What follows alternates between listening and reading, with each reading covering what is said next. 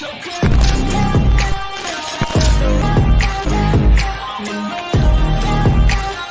Dear students, you are most welcome in your channel CSE master.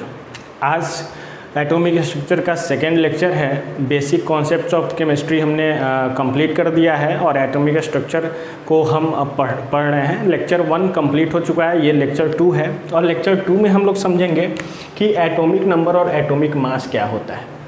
ठीक है, तो देखिए एटॉमिक नंबर को सबसे पहले हम देखते हैं। एटॉमिक नंबर नाम से आपको पता चल रहा है कि कुछ एटम की नंबर की बात हो रही है।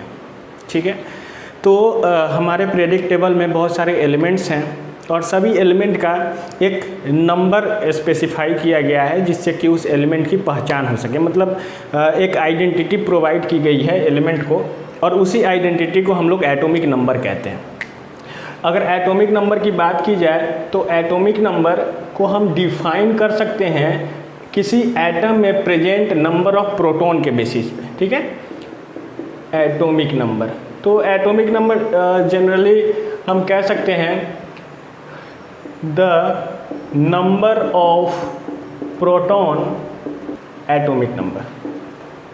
ठीक है, किसी भी एटम में जितने नंबर ऑफ प्रोटॉन होंगे उसको हम लोग एटॉमिक नंबर कहेंगे। सपोज करो किसी एटम में 1 प्रोटॉन है तो उस एटम का एटॉमिक नंबर 1 हो जाता है।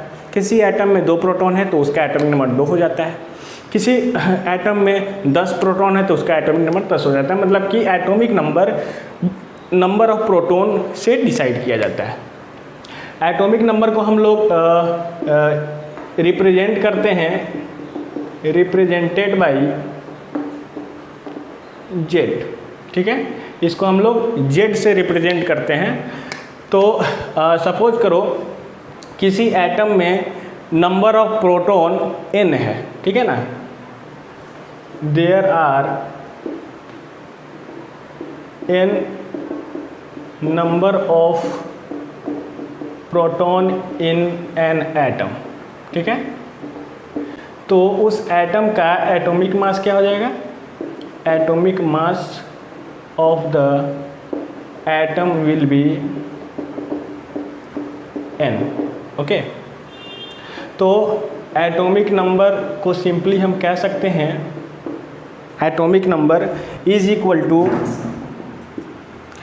Number of proton. ठीक है, तो अगर एटॉमिक नंबर को नंबर ऑफ प्रोटॉन कह सकते हैं हम, तो अगर किसी एलिमेंट में नंबर ऑफ प्रोटॉन निकालना हो तो आप क्या करोगे? उस एटम का एटॉमिक नंबर देखोगे, कितना एटॉमिक नंबर है। जितना एटॉमिक नंबर होगा उतना नंबर ऑफ प्रोटॉन किसी एटम में होगा। तो हम लोग किसी भी एटम में नंबर ऑफ प्रोटॉन निकालने के लिए इस फॉर्मूला को यूज कर सकते हैं। जैसा कि हमने पहले बताया है कि आपको पीरियोडिक टेबल में एलिमेंट्स का एटॉमिक नंबर और एटॉमिक मास याद रखना है। उसी में आपको एटॉमिक नंबर याद रहेगा और उस एटॉमिक नंबर के बेसिस पर आप number of proton find out कर सकते हो। तो इसको कहते हैं हम लोग एटॉमिक नंबर। अभी तक हमने समझा। अब हम लोग देखते हैं एटॉमिक मास क्या होता है। एटॉमिक मास, देखिए हमने डिस्कस किया था कि एटम के सेंटर पे न्यूक्लियस होता है। ठीक है, और इस न्यूक्लियस के अंदर में न्यूट्रॉन और प्रोटॉन होता है। ओके, यहाँ पर n क्या है? न्यूट्रॉन है और p क्या है? प्रोटॉन है। ओके, तो और पूरे एटम का जो मास है ये कॉन्सेंट्रेटेड होता है न्यूक्लियस पे। ठीक है, क्योंकि इलेक्ट्रॉन्स चारों तरफ रिवॉल्व होते रहते हैं और उन इलेक्ट्रॉन का जो मास होता है वो नेग्लेजिबल होता है। इसलिए इलेक्ट्रॉन के मास को हम काउंट नहीं करते हैं। किसी भी एटम के मास को फाइंड आउट करने के क्रम में हम लोग केवल न्यूक्लियस के मास को फाइंड आउट करते हैं और कह देते हैं कि एटम का मास इतना है जो भी है।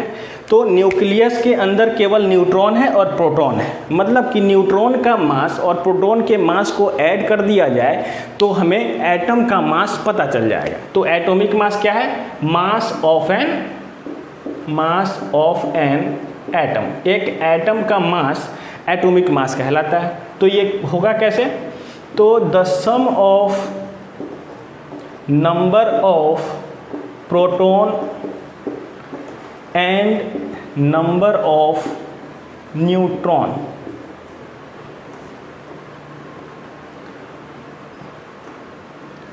are known as what? Atomic mass.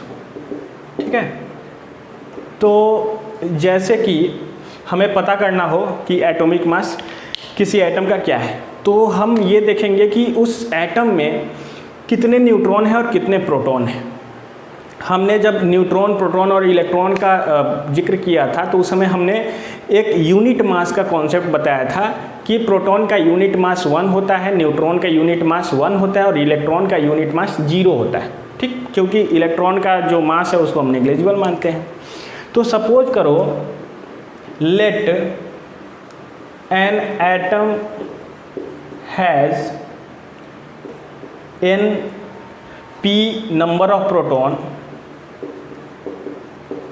and n number of neutron, then atomic mass equal to what? Number of proton plus number of neutron। तो एटॉमिक मास उस एटम के नंबर ऑफ प्रोटॉन और नंबर ऑफ इलेक्ट्रॉन के neutron के बराबर होगा। ये हमने समझा। अब देखो यहाँ से जो एटॉमिक मास हमें फाइंड आउट होगा उसको हम कहेंगे एटॉमिक मास यूनिट। यहाँ एटॉमिक मास यूनिट क्यों कहा जा रहा है इसको थोड़ा सा हम समझेंगे। तो एटॉमिक मास में हम लोग जो भी मास फाइंड आउट करेंगे वो एटॉमिक मास यूनिट होगा। ठीक है, जैसे कि एटॉमिक मास हमने लिखा number of proton plus number of neutron. ठीक है, जहाँ पे ये है atomic mass, this is number of proton, this is number of neutron. Okay, तो अगर किसी भी एटम का एटॉमिक मास निकलेगा तो नंबर ऑफ प्रोटॉन सपोज करो 2 है तो 2, और नंबर ऑफ न्यूट्रॉन सपोज करो 1 है तो 1 इज इक्वल टू 3। तो ये जो एटॉमिक मास आएगा वो AMU में आएगा, मतलब एटॉमिक मास यूनिट में आएगा, क्योंकि हमने प्रोटॉन का मास यूनिट लिया, 2 प्रोटॉन था तो हमने 2 यूनिट मास लिया, 1 न्यूट्रॉन था तो 1 यूनिट मास लिया, और दोनों को ऐड किया तो 3 एटॉमिक मास यूनिट मास आ रहा है। इसी में अगर हम किसी एलिमेंट की एटॉमिक मास की बात करें तो वहाँ मोल का कॉन्सेप्ट आता है। मोल का कॉन्सेप्ट बहुत बड़ा कॉन्सेप्ट है, इसको आपके सिलेबस में नहीं दिया गया है, लेकिन मैं कोशिश करूँगा कि थोड़ा बहुत आपको समझा पाऊँ। तो एटॉमिक मास किसी एलिमेंट के लिए अगर हम बात करेंगे, atomic mass of an element, ठीक है, तो वो होता है the sum of mass of 1 mole of an atom of the element. ठीक है, अब देखो जो एलिमेंट का एटॉमिक मास होता है वो एलिमेंट के अंदर में 1 मोल एटम के मास के सम के इक्वल होता है। ठीक, मतलब कि atomic mass is equal to क्या हो जाएगा, मास ऑफ 1 मोल एटम। ठीक है, और मास ऑफ 1 मोल एटम का मतलब हुआ मास ऑफ 6.023 इंटू 10⁻23 एटम्स। ठीक है, इतने एटम के मास को हम लोग एटॉमिक मास कहते हैं किसी भी एलिमेंट का। इसी को हम लिख सकते हैं मास ऑफ Na एटम। ठीक, क्योंकि इसको आवागाद्रो नंबर कहा जाता है। क्या कहा जाता है, आवागाद्रो नंबर कहा जाता है। इस और आवागाद्रो नंबर को हम लोग Na से रिप्रेजेंट करते हैं। तो एटॉमिक मास क्या हो जाएगा, atomic mass equal to mass of Na atom. Okay, तो हम लोग किसी एलिमेंट का एटॉमिक मास कुछ इस तरह से निकालेंगे। अब देखो यहाँ से जो एटॉमिक मास आएगा वो ग्राम में आएगा। किस चीज़ में आएगा, ग्राम में आएगा। जैसे एग्जाम्पल के लिए अगर एग्जाम्पल की बात की जाए तो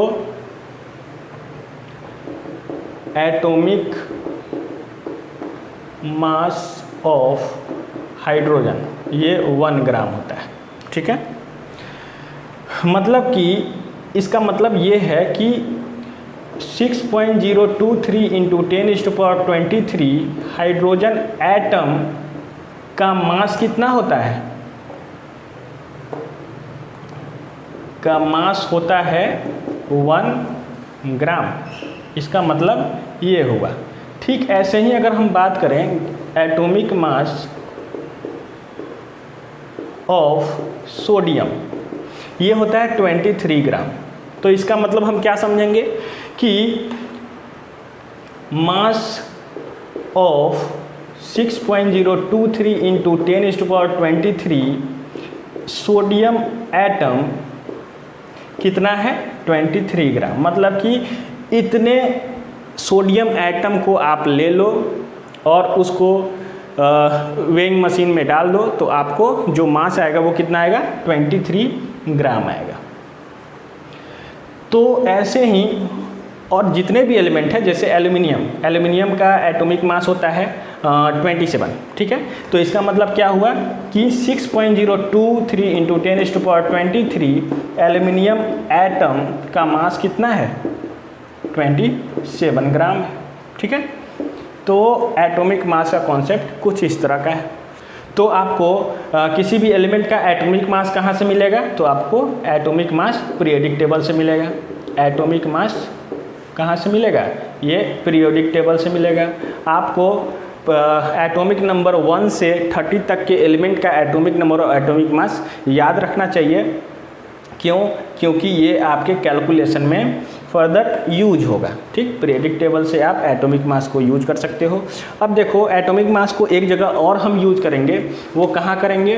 तो वो यहाँ पे करेंगे। देखो जैसे हमने क्या बताया, atomic mass is equal to number of proton plus number of neutron, ये होता है। अगर हमें एटॉमिक मास पता चल जाए और नंबर ऑफ प्रोटॉन क्या होता है? एटॉमिक नंबर होता है। एटॉमिक नंबर होता है number of proton plus number of neutron. ठीक है, तो यहाँ से हम नंबर ऑफ न्यूट्रॉन निकाल सकते हैं क्या? क्योंकि पीरियोडिक टेबल में ये दिया गया है, पीरियोडिक टेबल में एटॉमिक नंबर भी दिया गया है, तो नंबर ऑफ न्यूट्रॉन हम निकाल सकते हैं। कैसे निकाल सकते हैं? तो एटॉमिक नंबर जब लेफ्ट हैंड साइड जाएगा तो ये सब्ट्रैक्ट हो जाएगा, मतलब atomic mass minus atomic number is equal to number of proton. तो नंबर ऑफ प्रोटॉन क्या हो? नंबर ऑफ न्यूट्रॉन क्या हो जाएगा? तो atomic mass minus atomic number. ठीक है, number of neutron is equal to atomic mass minus atomic number. Okay, तो ये कुछ कॉन्सेप्ट है आपका एटॉमिक नंबर और एटॉमिक मास का। आपको ये वीडियो कैसा लगा कमेंट में ज़रूर बताएं। अगर आपने अभी तक चैनल सब्सक्राइब नहीं किया है, चैनल को सब्सक्राइब करें। थैंक्स।